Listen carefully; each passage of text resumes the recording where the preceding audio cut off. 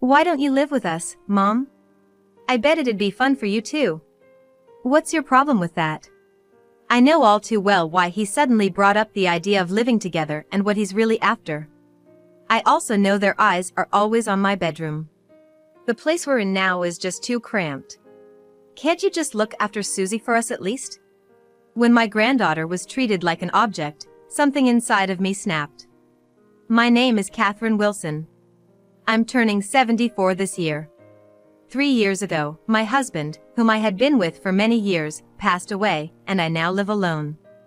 The house is too big for just me, but it's filled with memories of my family, and I hold it dear. I've been thinking about selling it and moving into a condo, but I haven't made up my mind yet. My son, who moved out long ago, has his own family. When his daughter was younger, they'd frequently visit, but not so often now. My husband and my son never really got along. My son always found my husband, who was strict and couldn't stand dishonesty, to be a pain. After seeing each other at my husband's funeral 3 years ago, they haven't reached out regularly.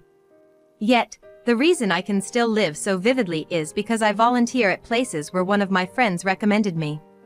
Thanks to an old friend's recommendation, I volunteer at a private high school, teaching floral arrangement and the art of afternoon tea. Not only was I happy that my skills were being put to use, but interacting with the students pulled me out of the depths of loneliness. I'm so grateful to the friend who got me out of my shell after losing my husband. One day, I came home and noticed a missed call on my smartphone. Displayed on the tiny screen was a familiar number. My son, Bob, is a 47-year-old employee at a company. It's rare for him to call me during the day. I quickly called back, curious if something had happened, and he picked up right away. Even though we hadn't been in touch so often now, a call from my only son made me elated as always. Due to an upcoming transfer, Bob's gonna move away from his current job and apparently move closer to my place. I'd like to catch up, it's been a while, he said. I was thrilled and quickly replied. He's gonna bring his wife, Lucy, and their daughter, Susie, along. A few days later, when my eldest son and his family showed up at my place, they looked a tad tense at the entrance. Sorry for coming over unannounced, Mom.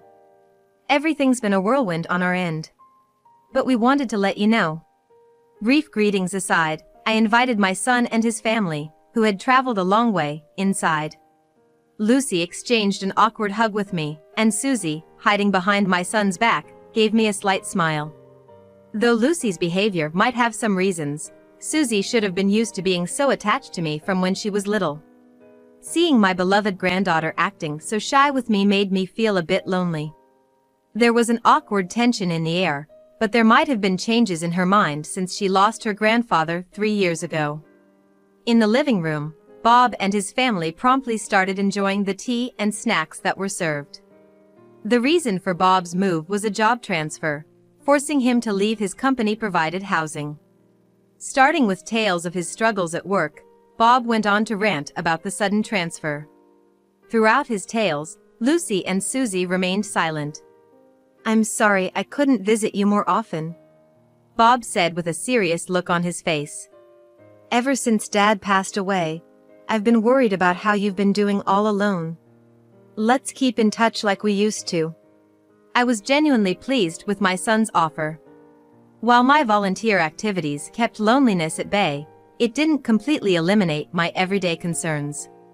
Even though I'm still healthy and active now, there might come a time when I'd need assistance.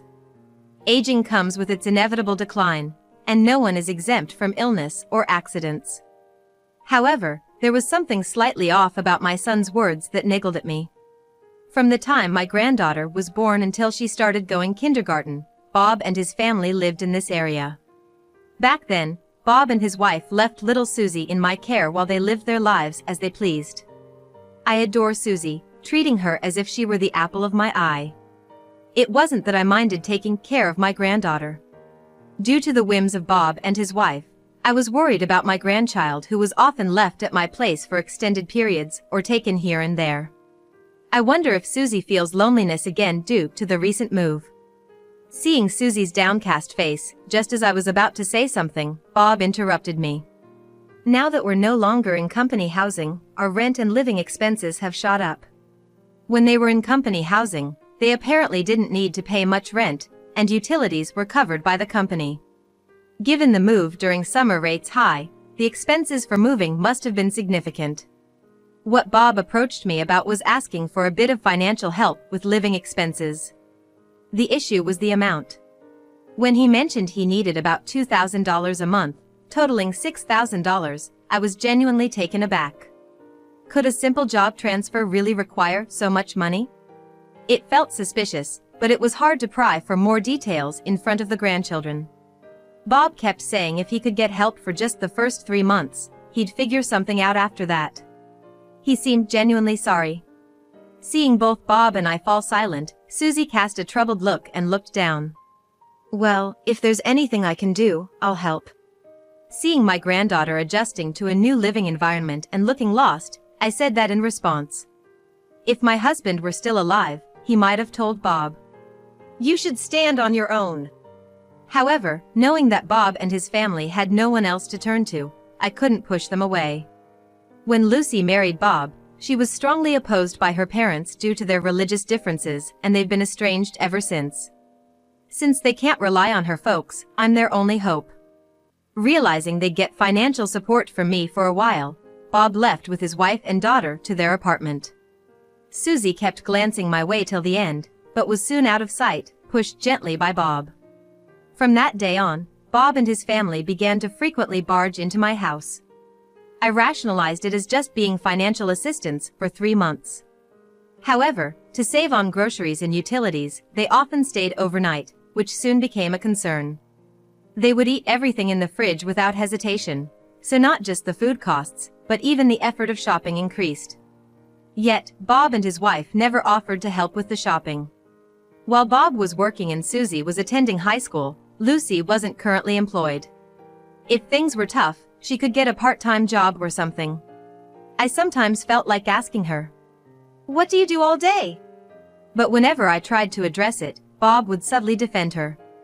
I knew Bob was deeply in love with his wife, Lucy, who's 10 years younger, so I couldn't openly confront them. I'd remind myself not to interfere in another family's matters and took care of Bob and his family in the beginning. However, it wasn't just meals, but they'd also ask for pocket money and groceries, and it became routine. That wasn't my only concern. I noticed that Susie always looked sad and hardly ever talked. She should be enjoying her high school days the most, but I felt no vigor from her. She wouldn't join in on her parents' conversations, and even when I tried to initiate a chat, she'd just give a faint smile. Especially when I asked about her school life, she'd look like she was about to cry and shake her head. Oblivious to her feelings, Bob and Lucy would drink and laugh as they pleased. My distrust towards Bob's family grew over time. Claiming to go to the bathroom, Susie left the living room. I discreetly followed her. Instead of the bathroom, Susie entered my room upstairs. What I witnessed there was my granddaughter frantically rummaging through the drawers with a distressed look. It was clear as day that she was searching for valuables like bank books, checkbooks, and cash. I was so shocked that I was at a loss for words. Trying to stay calm, I waited in the hallway leading to the living room, hoping for Susie to come back. "Grandma?" Realizing I had seen her going through the drawers, Susie bit her lip hard. She hadn't taken anything this time, but she was obviously after something valuable. However, I couldn't bring myself to scold her and instead kept my thoughts to myself. She isn't the type to do such things. "Susie, are you in some kind of trouble? If there's something you can't tell your parents, why don't you talk to Grandma?" Speaking softly so Bob and the others wouldn't hear, Susie, shaking her shoulders slightly, slowly turned around. She seemed hesitant to answer. Almost as if she had been forbidden to talk to me. "There must be things you can't tell your parents. Grandma's always worried about you, Susie." After a moment of hesitation, pushed by my insistence, Susie slowly began to speak. "Yeah, well, in high school." Just then, Bob appeared in the hallway. "We gotta go home, it's getting late. Your mom's ready to leave now." "Got it." The living room light was behind him, so I couldn't make out Bob's expression. Susie quickly looked away and headed to the living room to get her things. I silently watched as the three hurriedly left my home. From the other side of the nearly closed door, I was taken aback when I heard Bob raising his voice at Susie from the other side of the door. I could distinctly hear, "You know what happens if you say unnecessary stuff to Grandma, right? Bob and his family are hiding something from me." Disturbed by the events, I confided in a close friend. Although I felt bad for airing my family's dirty laundry, I briefly explained the situation. After listening, my friend was certain that Bob's family was acting strangely. "The one I'm most concerned about is your granddaughter, Susie," she said, and I had no words in response. From then on, I started consulting her about the issues with Bob's family. When my eldest son's family moved in, the peaceful life I had been living changed dramatically. Bob, who never mentioned living together when my husband was alive, suddenly said he wanted to move in with me. Bob and his wife both pleaded with me, asking if they could stay in my house. Ever since they moved in, I've been continuously drained of money. I had initially promised to help them out for 3 months, yet here they are, still lingering in my home. There were other burdens piling up, making it hard for me to give a positive answer. Seeing my hesitation, Bob visibly sighed in disappointment. "It'd be fun for you too, Mom, if we lived together." "What's the issue?" I wanted to retort. "The fun's probably just for you," but held back. Since they started imposing on me, I've been overwhelmed with chores and shopping, wearing me out mentally and physically. I've been so distracted I can't even focus on my volunteer work at the local school. Even the students have expressed their concern. If we live together, how much will I end up working for my son's family? The thought alone terrifies me. When Bob realized I wasn't going to give a favorable response, he clicked his tongue in annoyance and pointed to Susie. "Our current place is just too cramped. Can't you at least take care of Susie here?" "Hold on, Dad. We shouldn't burden Grandma like that." However, Lucy chimed in, agreeing with Bob's suggestion. Susie resisted till the very end, but ultimately, she couldn't go against her parents' wishes. Almost forcibly leaving Susie at my place, Bob and his wife held hands and headed back to their own home. This is just like when Susie was little, isn't it? Always doing as they please, and just using Susie for their own convenience. Days later, when I saw the limited belongings of Susie they'd sent over, I was livid. Honestly, I want to sever ties with Bob and his wife. But doing so would leave Susie without a place. And so, my life living with my granddaughter began. Unlike Bob and his wife, Susie often helped around the house and never asked for an allowance. Strangely enough, since Susie came, Bob and his wife hardly ever barged into my house. Thanks to that, my burdens lightened considerably. The only concern was that Susie often seemed down. Other than that, life with my lovely granddaughter was delightful. Susie, as gentle and sincere as ever, would help with the chores even when coming home late. But, a single remark from a friend I met after a long time plunged me into despair. "Is your granddaughter attending school regularly? I often see her around here during the day." "Huh?" It seems my friend has spotted Susie wandering around this neighborhood during the daytime on several occasions. Susie seemed aimless, often going in and out of parks and libraries. My friend even mentioned seeing her enter my house during the hours when I was volunteering at the high school. I couldn't confidently say that Susie was indeed going to school regularly. When she came home late at night, she always looked exhausted and didn't seem to be enjoying her school life. A part of me felt guilty for doubting Susie. But I couldn't ignore it. Without telling her my detailed plans, I left the house and decided to come home at an unusual hour to observe what Susie was up to. As I quietly approached my room, sure enough, there was Susie in her school uniform, rummaging through drawers and cabinets, pulling out checkbooks and bank books. "Susie, can't you just tell me what's going on?" Caught off guard by my voice, Susie froze on the spot, clutching the checkbook and bank books. After a few moments of silent staring, she began to sob. Words to beg for forgiveness poured out of her mouth time and time again.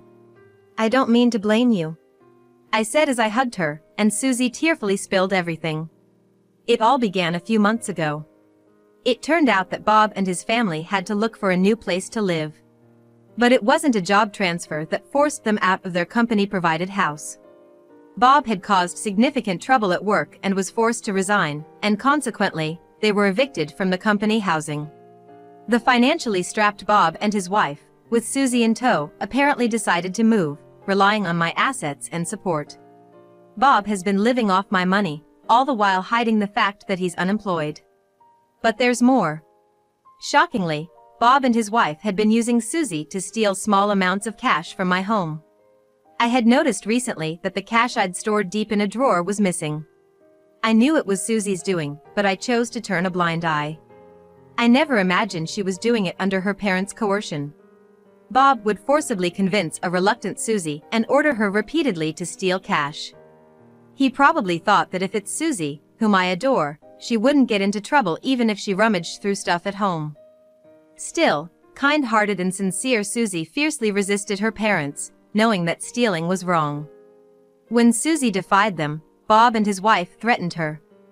"If you don't do as told, we'll make you drop out of high school right now." Being told they wouldn't be able to send her to high school without money, Susie had no choice but to comply tearfully. "But I really didn't want to steal from you, Grandma. That's why I secretly started working." That was her only allowed act of rebellion. But the hard-earned money she made was never used for living expenses, plunging Susie into deep despair. Susie's high school had a rule against part-time jobs, and she was confronted by her teacher when they found out. Just add insult to injury. To add to breaking school rules, rumors spread about her mother as a sloppy woman going frequently to bars, making Susie feel out of place at school. She tearfully told me she hasn't been attending school at all lately. "I'd rather go to jail at this rate. Grandma, please call the police. I don't want to go back to that house." Once cash wasn't enough for her parents, they instructed her to steal the checkbooks and bank books. They must have proposed living together and left Susie here to watch for an opportunity to steal my assets. Hearing such shocking words from my high school-aged granddaughter made my mind go blank. The thought that jail might be better than returning to her parents' home. I hugged the sobbing Susie, wondering why she had to endure so much. Something snapped inside me. The intense hatred that sprouted in my heart was directed at Bob and his wife. On behalf of my granddaughter, who was repeatedly begging for forgiveness with a trembling voice, I was determined to get revenge on the two. A few days later, Susie confided everything to me. Bob and his wife again contacted me, suggesting we live together. Since Susie stopped taking cash from my house, they probably thought they had to steal it themselves. Just before my husband passed away, he left inheritance money for both me and Bob. However, Bob had already spent his share long ago. Realizing that the untouched inheritance was still in my house, Bob was no doubt eyeing that money greedily. The last time Bob visited, he nonchalantly asked me where the inheritance was kept. "It's just that scams are so common these days and I'm worried," he said, trying to sound concerned. Aware of Bob's intentions, I, of course, didn't reveal the location of the inheritance.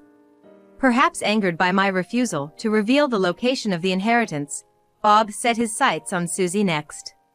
He shockingly threatened me using Susie, saying, "If I can't get the money, I might have to pull her out of high school. I'm just asking for a small loan from Dad's inheritance. It's not like I want to take it, right? If that's not possible, could you at least pay for the rent and living expenses?" Bob, no longer trying to hide his true motives, bluntly demanded the money. Susie, who had been listening to our conversation, looked down with tears in her eyes.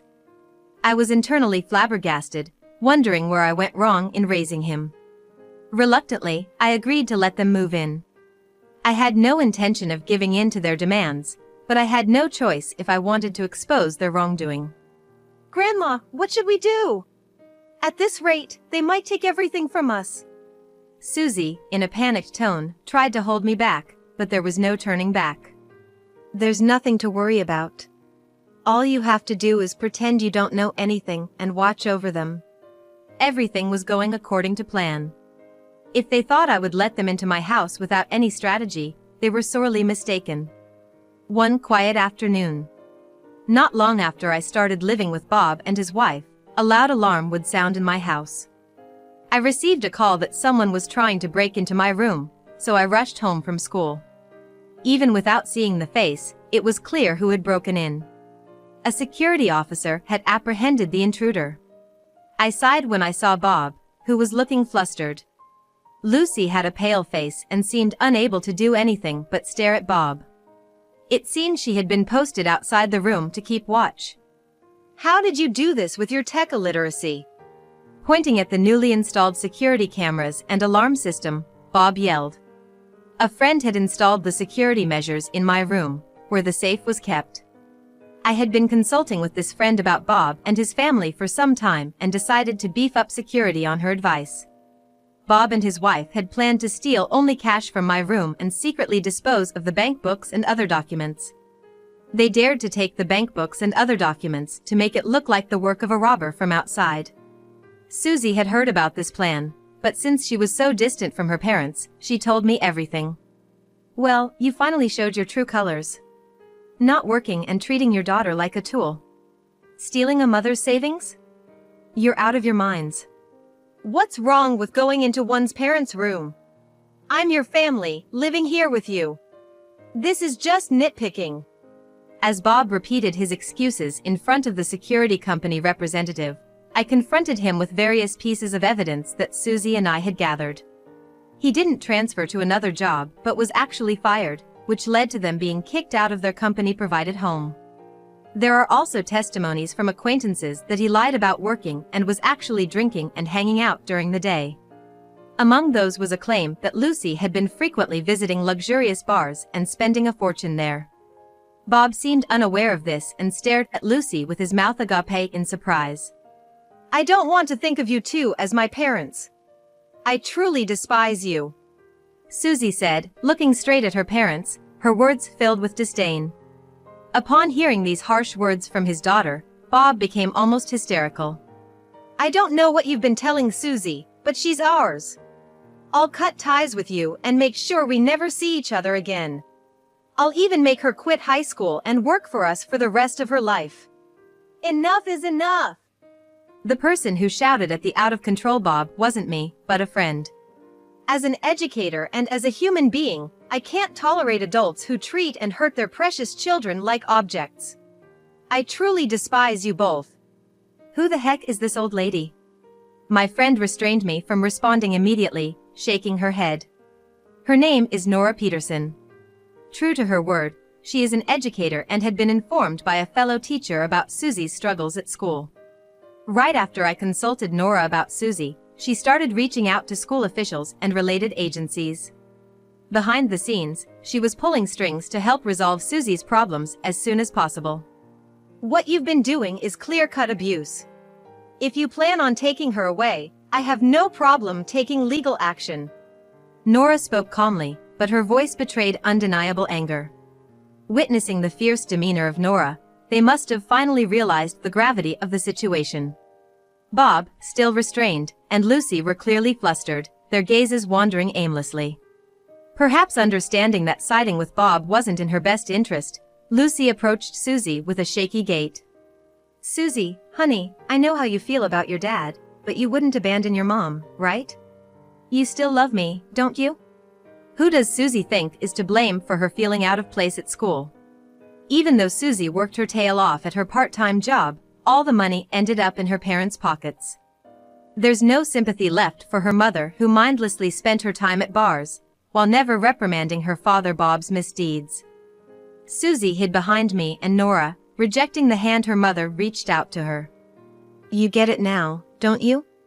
This isn't my idea, but a choice Susie made on her own." Both Bob and Lucy, with quivering lips, send us despair-filled looks. It's too little too late now, no matter how much they regret. In exchange for not getting the law involved with everything that happened now or in the past, I made sure the couple promised never to show up in front of me again. After ensuring the couple left, I repeatedly thanked the security company's staff and asked him to leave. I expressed my deepest gratitude to Nora, who supported us until the end. Nora kindly listened to words from a downtrodden Susie before she left us. You know, I had dreams until I was in middle school.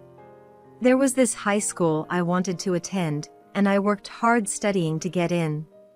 The high school Bob and Lucy told her to give up on due to lack of money was a reputable private high school in town, kinda like a sought-after prep school in Massachusetts.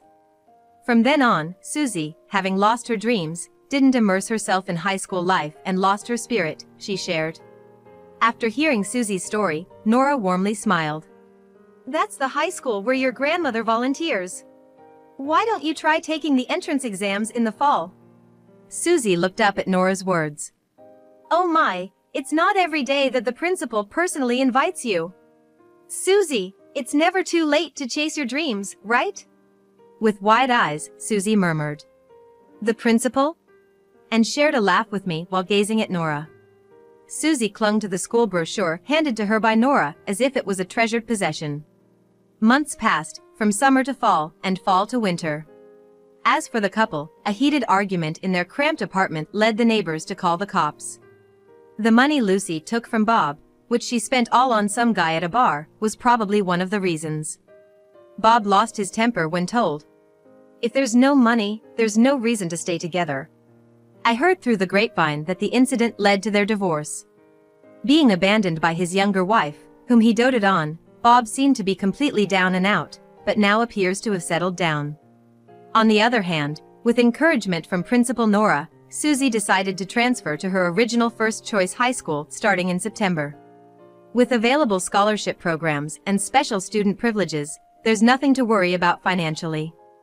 Receiving advice from my friend Nora, child consultation centers, and related organizations, I officially became Susie's guardian. Instead of commuting from my home, Susie decided to live in the school dormitory. Because the couple knew the location of my house, we decided it was best for Susie not to live with me for her safety. Yet, I don't feel lonely. I'm still pretty clueless about technology and finances, but thanks to my granddaughter, I'm starting to think about the future. I'm consulting with a lawyer to find the best way to leave an inheritance for Susie without burdening her. When I went to do my volunteer work and met Susie at the school, she was surrounded by many friends. Seeing the radiant happiness on my granddaughter's face, I felt deeply relieved.